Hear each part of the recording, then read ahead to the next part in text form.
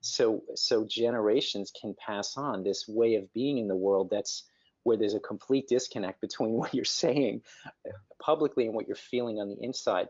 And it in many ways it sounds like this is part of what can be so incredibly confusing for someone on the spectrum who's for whom it perhaps is more difficult to learn how to communicate in that very disconnected way. Does that make sense?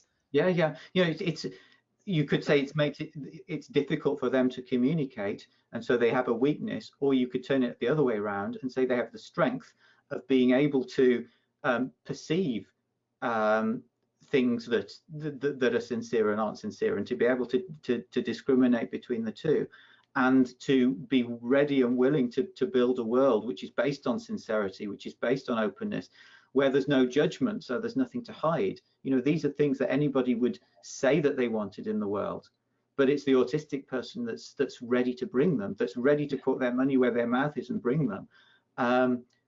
And so it's a strength that the autistic person brings, and it's a weakness that everybody else brings, I guess, that we have to argue and, I mean, say things that we don't mean, and represent ourselves in ways that other people have to work out, which is not always an obvious thing to do. I think that the ideals that autistic people bring, these are the ideals that you know, everybody would profess to have.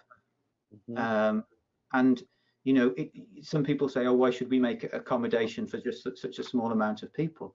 You make accommodation for them, one, because you're a human being and you care about the experience of other human beings.